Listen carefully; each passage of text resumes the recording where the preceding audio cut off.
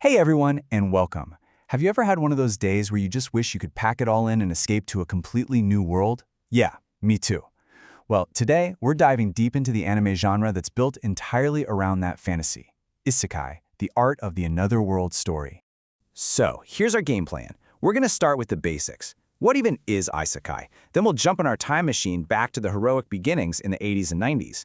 After that, we'll see how internet culture in the 2000s completely changed the game, leading to the massive explosion of Isekai we see today.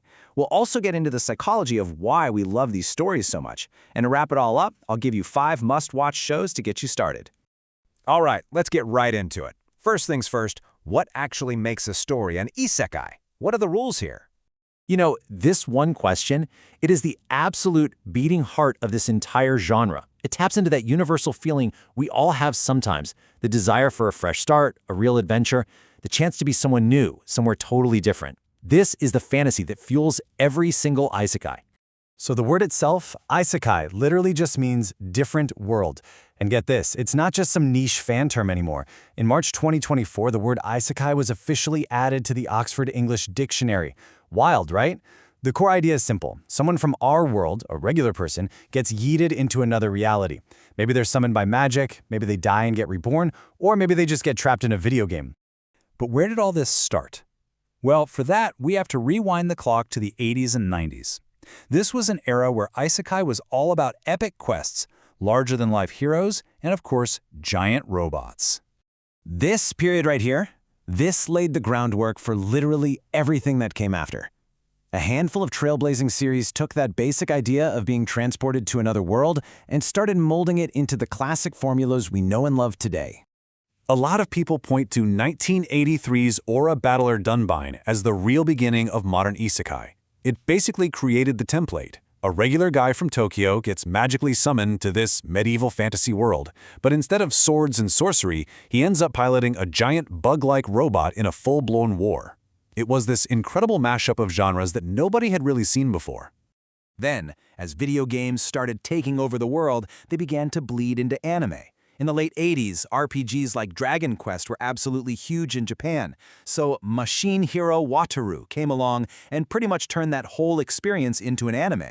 A little kid gets pulled into a world that is structured exactly like a video game. He has to clear different stages and level up to save everyone. This show really solidified that summoned boy hero archetype. But hey, this genre was never just for the boys. Magic Knight Rayearth was proof that Isekai could have a massive appeal for a female audience. It did this by blending the Isekai formula with shoujo. That's manga aimed at young women. It follows 3 ordinary schoolgirls from Tokyo who become legendary heroes. And the story focuses just as much on their friendship and personal growth as it does on the giant robot fights. Okay, let's jump forward to the 2000s. This is when the internet didn't just change how we consumed media.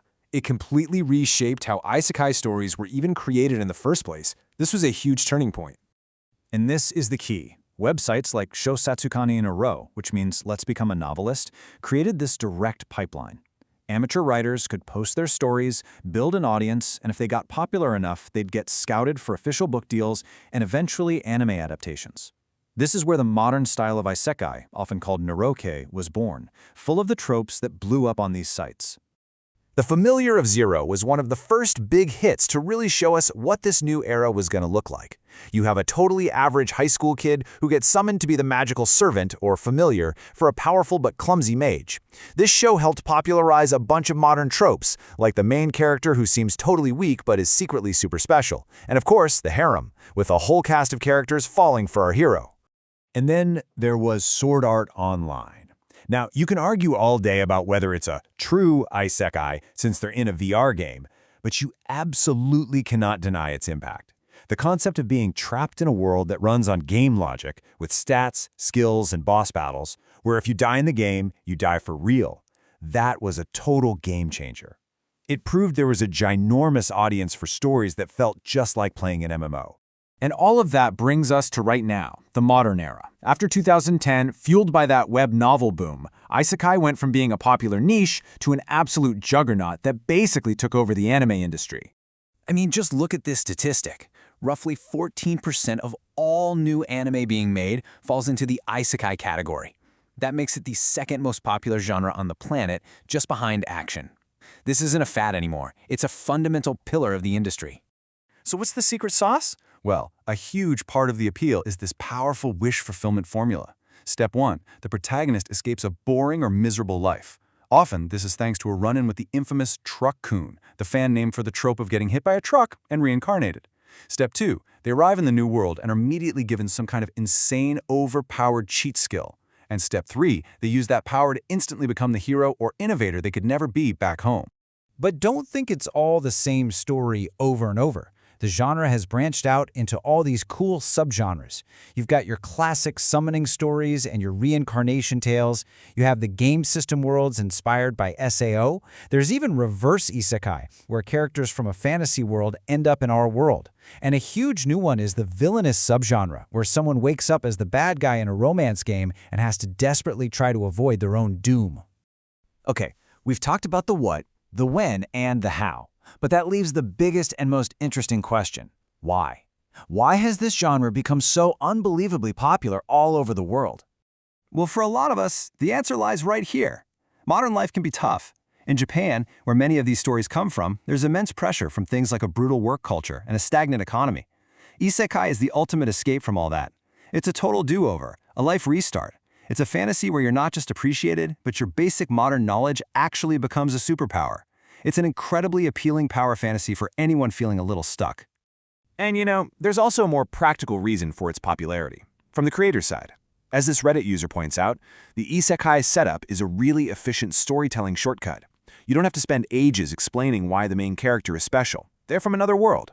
It answers so many basic questions right off the bat, which makes it easier for writers to just jump into the action. And that probably contributes to why we see so many of them. All right, we have covered a ton of ground. So if you're new to all this, or maybe just looking for your next binge watch, you're probably wondering, where do I even start? Don't worry, I've got you. Here are 5 essential isekai to kick off your adventure.